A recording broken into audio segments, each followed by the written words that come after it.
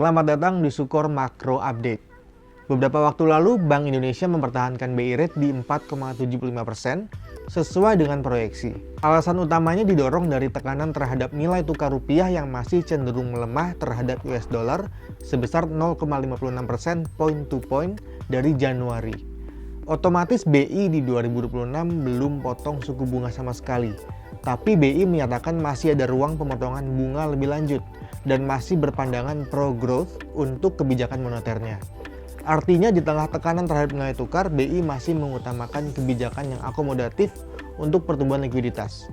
Namun di satu sisi ada yang menarik dicermati, BI melaporkan posisi outstanding sekuritas rupiah Bank Indonesia berada di 819 triliun per 18 Februari 2026.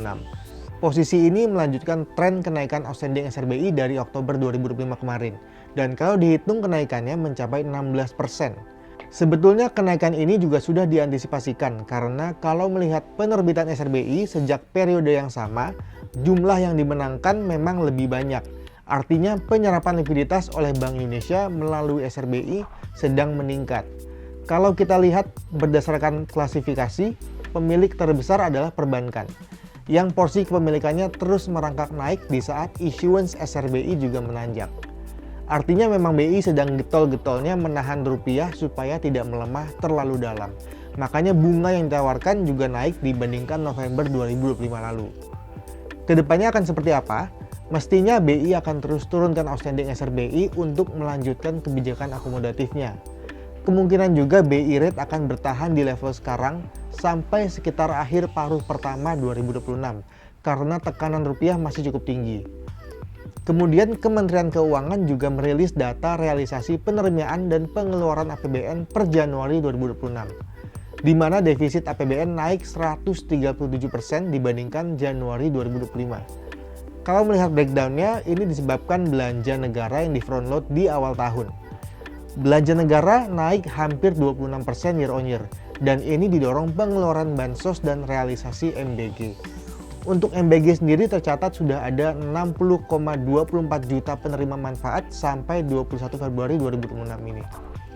Dengan biaya total 36,6 triliun atau sekitar 10,9% dari anggaran 335 triliun. Ini naik sangat signifikan dibandingkan periode yang sama di 2025. Dari sini terlihat bahwa pemerintah sudah mulai lebih jor-joran untuk spending MBG yang jadi program andalan. Kemudian untuk penerimaan negara sendiri tercatat tumbuh 9,5% year on year.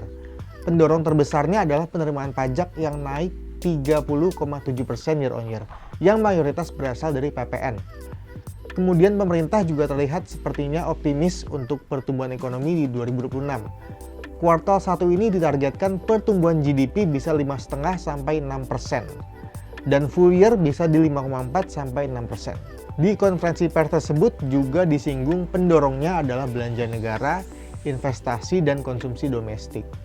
Di dalam komponen belanja negara disebutkan ada percepatan MBG, THR untuk ASN dan TNI Polri, rehabilitasi korban bencana Sumatera, dan paket stimulus fiskal untuk mendongkrak konsumsi domestik.